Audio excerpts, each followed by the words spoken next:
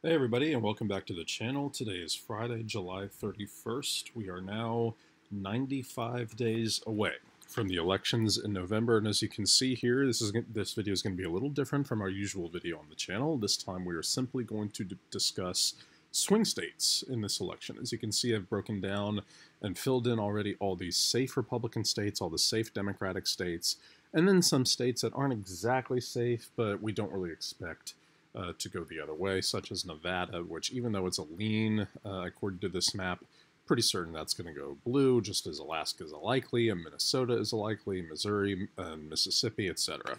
So, as we always do, you know the drill, west to east, we're going to begin with Arizona and make our way up to Maine. And as always, please be sure to comment in the suggestions below if you have any questions. So let's get right into it. In the state of Arizona, this is a state that has shifted further and further to the left in only a matter of a couple of years. This was a pretty big Republican stronghold and kind of a base state for them. You can sort of compare it to like Virginia now for the Democrats, or Massachusetts, like a state where you get a solid double-digit amount of votes without having to pour too much money into it. Of course, John McCain helped put the Republicans in this state over the top for many, many years. But those days are over. Arizona is shifting, and rapidly. The Democrats, of course, won a Senate race here, to many people's surprise, back in 2018 when Kyrsten Sinema won that special race against Martha McSally. And now Martha McSally is again being challenged because she was appointed to fill the other seat that was vacated by Jon Kyl, who, of course, was replacing John McCain, by the governor Doug Ducey. And now she's being challenged by Mark Kelly, the former veteran, the current veteran, the former astronaut, and the husband of Gabrielle Giffords. And all polling indicates that Mark Kelly will win that race. And so far, he's in fact outperforming Joe Biden. However, Biden himself carries a lead in the state of Arizona. And of course, as of 2018, the Democrats have more House members from the state of Arizona than anywhere else in the country. Phoenix, Arizona is the largest growing city in America, and any city that grows in size is obviously a good development for the Democratic Party. So even though I expect Mark Kelly to outperform Joe Biden, I have Joe Biden edging out Donald Trump in this one by a tilt margin, which I think is a little closer than people expect.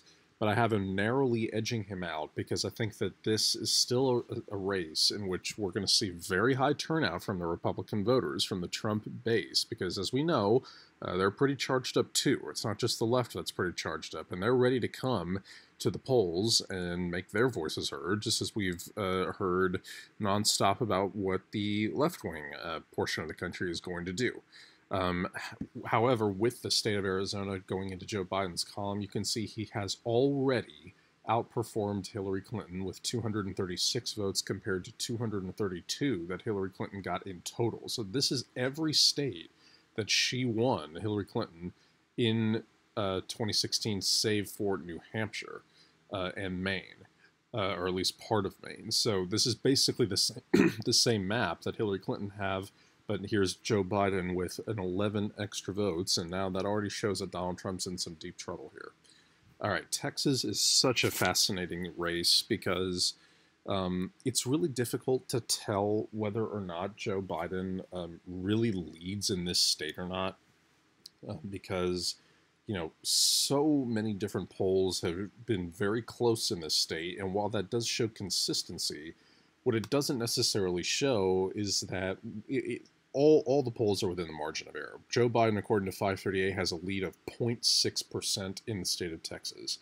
If you go down the most recent polls, we're going to do it from Biden's perspective, considering he's the challenger. So +2, -7, -4, +1, -2, -1, +5, +5, -4, +2, +1, -2, tie, -1, -4, tie, +1, -5. So if you think about it, I mean, that kind of sounds like Donald Trump is actually a little bit more ahead, but in fact, Joe Biden has the polling edge by 0.6%.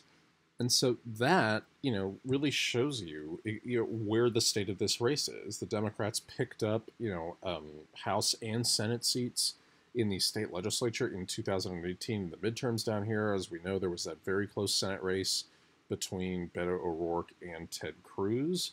And it shows you that there's pretty much, there's a ton of concern for the Republican Party about the state of the race in Texas. And it shows you that given the fact that the Republicans have pulled their, their ads from the state of Michigan, something we'll talk about later, that could suggest that they're pretty darn worried about the state of this race. Now, RCP's polling average is different. It has Trump up, but by literally 0.2%. So this is basically a tie. And if you average 0.6 for Biden and 0.2 for Trump, that's Joe Biden with the lead. So right now, I think Donald Trump is going to still edge this one out because I think he has enough time to rile up his supporters sufficiently. But I think this is going to be airtight. I think he's going to win this like 51.2 to 48.8. And obviously keep an eye on this one in future elections because the Democrats are coming for this state and they're not far away from getting it. All right, in the state of Iowa, this has been a little disappointing for the Democratic Party because even though they have really done a good job in terms of challenging Joni Ernst for this seat, what they have not done a very good job of is challenging Donald Trump on the presidential level. Trump consistently leads here, not by very much at all, by less than 5 points, but he leads. And he's consistently led. And as we know, Iowa has been one of those battleground states for many, many years. It was a state that Barack Obama won 2 different times, in 2008 and 2012. And since then, it's just completely slipped out of the Democratic Party's grasp. But there is that Senate race here that Teresa Greenfield, the Democrat, currently leads Joni Ernst in. And as we know, the Democrats, similarly to Arizona, have more House members. In fact, there are only 4 House seats in the state of Iowa. The Democrats have 3 of them. And the 4th one, as we've broken down many times on this channel, is up here in the northwest portion of the state. That is controlled by, well, it's going to be, I don't think there's anybody currently controlling it, but it was for many years controlled by Steve King, who was primaried out. So that goes to show you that the Republicans are still kind of on thin ice here, and I think that they're going to win this, but similarly to Texas, by just a tilt margin. So even though they've lost Arizona, they've avoided a disaster here in Texas and Iowa, retaining those 44 votes. Okay, in the state of Wisconsin, even though the polls have shown that Joe Biden leads here and leads substantially here, many prognosticators stipulate that this state is going to remain in Donald Trump's column. And the reason for that is because we saw such a big jump from recent years. Like in 2016, Trump won it by less than 1 point, but Hillary Clinton led by a big margin on Election Day. Barack Obama won it in 2008 by almost 14 points. He won it in 2012 by almost 7 points. And then Trump won it, and so clearly it's shifted to the right. However, there were 2 statewide races here in the 2018 midterms. The Democrats won both of them. There was also a Supreme Court race here in the state of Wisconsin that the Democrats also won, and there was one more notable race real early in Trump's term, a state Senate race, special election, I believe down here in the southern portion of the state, that no Democrat had represented in decades, and the Democrats won that seat as well. So clearly there is enthusiasm on the Democratic Party side. They re-elected Tammy Baldwin by over 10 points. They elected Tony Evers and removed Scott Walker from office. So even though some people expect this to shift rapidly back to the right, I don't think that's going to happen. I think Joe Biden is going to take this state by a small margin. And there you go. That's 10 votes in Wisconsin, 11 votes in Arizona, pushing him up to 246, and he's already knocking on that door. Donald Trump has a lot of ground to make up. He has exactly 100 votes to try to capture among these remaining votes, or remaining states. In Michigan, he doesn't even appear to be trying too hard. There was an MSNBC report from around 4 or 5 weeks ago now that said that the Trump campaign has all but given up on the state of Michigan. Now, that in a vacuum just doesn't seem true. This was one of the biggest states. This was one of the biggest states for him to have won, and that was 16 votes for Donald Trump. Of course, the Rust Belt here, Wisconsin, Michigan, and Pennsylvania, all went for Donald Trump. Now, that we've also recently learned that the Republicans have pulled their ads out of the state of Michigan, almost essentially waving the white flag up here. Remember, this is a state that Trump won by just 0.27%, so they basically had no margin for error, about 10,000 votes. Similarly to Wisconsin, there were two statewide races, a governor and a senator. Democrats won them both. There's another Senate race here. Gary Peters is up for re-election. He is thoroughly defeating John James, who also challenged the other senator, Debbie Stabenow. He's thoroughly winning. Gretchen Whitmer, the governor, won her race. And so right now, the Democratic Party is showing, all good signs here in the state of Michigan. And as a result, I'm not even going to put that as a tilt. I'm going to put that as a lean for the Democratic Party.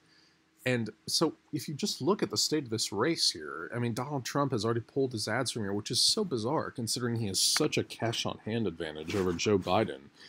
And, here he is, having already lost these 16 votes, 10 in Wisconsin and 11 in Arizona. And Joe Biden now there are what, 1, 2, 3, 4, 5, 6, 7 total states left. If he wins any of them but New Hampshire, he wins outright. But if he wins New Hampshire and Maine together, he hits that 270 mark. So Donald Trump is basically toast unless he can pull off some sort of miracle here. In the state of Florida, well, right now, Joe Biden is thrashing Donald Trump in the polls here. Any sort of convention bump that we were expecting to see for Donald Trump is dashed. And right now, the RCP polling average has Joe Biden leading by 6.2%. And that means that I have this still as a lean Democrat, which is pretty substantial. Because if you think about, what has gone on in this state in the last 4 years, Donald Trump won by 1.2%. In 2016, Rick Scott won by 10,000 votes in the Senate race, and Ron DeSantis won by about 30,000 votes in the Senate race. And you have several new, the Democrats were able to flip a couple House seats down in the southern portion of the state. And all of them have very low approval ratings, including one, Debbie McCarcel-Powell, down here in South Florida, representing Monroe County. She is down right now to Carlos Jimenez, the mayor of Miami-Dade County. But even with that in mind, clearly Joe Biden, who was on the ticket for 2 different victories in this state, is destroying Donald Trump in this state. And there he goes. That's already the election victory for Joe Biden. In the state of Georgia, Donald Trump is again in kind of a dead heat here. This is a state that I think most people never expected to be nearly as close as it is, but here we are. Right now, Trump leads an RCP by 2.3%. I believe the 538 average is closer than that, and so I have this as a tilt Republican. But Keisha Lance Bottoms, Stacey Abrams have pushed this state further and further into hopes for the Democratic Party. And there is a Senate race there are 2 Senate races in the state, but there's really one that the Democrats feel they have a chance to win, and that's Jon Ossoff against David Perdue. In North Carolina, another Senate race that the Democrats are very optimistic they can win right now, and that's Cal Cunningham over the incumbent Thom Tillis, the first-term incumbent senator. There's also a governor's election here. Very popular Democratic Governor Roy Cooper is easily winning right now against Dan Forest. He's easily expected to win. In fact, on a governor's map, I would label that as a safe Democratic hold. There are 2 House districts in the southern portion of the state that the Democrats expect to flip in their favor.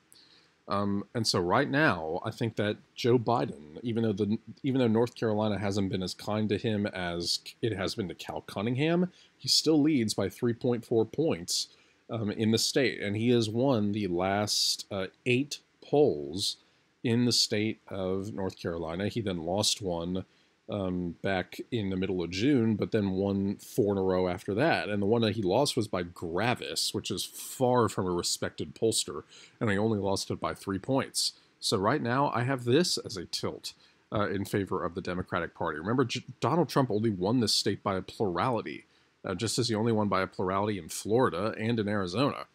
Okay, so Joe Biden is already at 306, which is the number that Donald Trump got.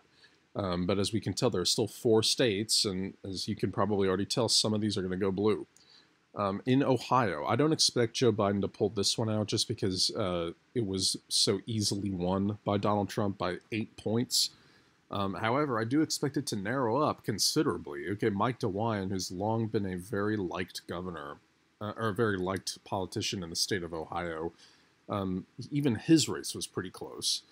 And so I think that in Cleveland and Akron and Cincinnati, turnout's going to be very high, and I think that groups like the Lincoln Project, Republican Voters Against Trump, are focusing on Ohio because they believe it can be flipped. Of course, recently Sherrod Brown, the Democratic senator who won re-election in 2018, said he feels that the Democrats are going to win here.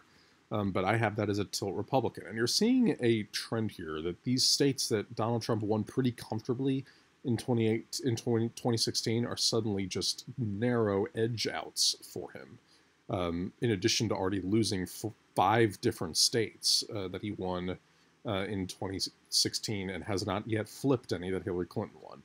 In the state of Pennsylvania, we have no reason to believe that Donald Trump right now, of course, there's still a long way to go, but we just have no evidence to suggest that Donald Trump is going to win this state. The RCP polling average has Joe Biden up by 6 points here.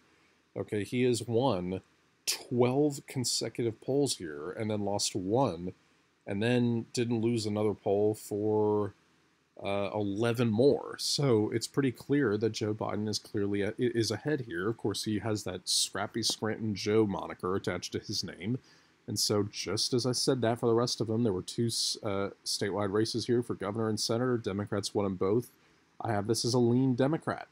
And that really shows you the state of this race, that Joe Biden is already up to 326 electoral votes, whereas Donald Trump is still sitting at 204 with just a couple left. New Hampshire was the closest state on the presidential level 4 years ago. It's not going to be that way this time. Jeanne Shaheen, the Democratic senator, is way ahead of Corky Messner, the Republican. The Republicans failed to field a major candidate for this race, and that combined with Joe Biden soaring in the polls here, often by double digits, Donald Trump has virtually no chance here. And then in the state of Maine, it looks like Joe Biden is going to be able to take this entire state, not just that extra district, but this entire state. And so that pushes him all the way up to 334, and we're not even done yet, because in this last district here of Nebraska, polls show that Joe Biden is going to be able to flip this district up here in the state of Maine, in the Lincoln and Omaha area.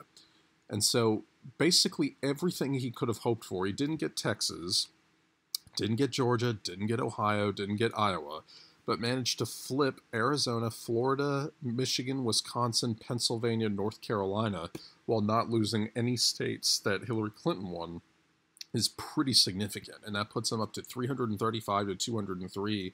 That's a pretty solid Electoral College win for Joe Biden. And it's not a political statement, but any sort of doubt that people have justifiably had over whether or not this election is going to be postponed or things of that nature, or whether or not this is going to be the kind of thing that pushes the Democratic Party into chaos on election day, given that Donald Trump has hinted at contesting the election, things like that. That's not going to happen if the results are this big. So thank you guys so much for watching this video. As always, please comment down on the suggestions below. Just as I said in the beginning of the show, I will always try to heed any questions you may have and answer them for you. Please hit the subscribe button if you have not already. We're almost at 1,200 subscribers. That would mean a lot. So thank you guys again so much for watching, and I'll see you in November.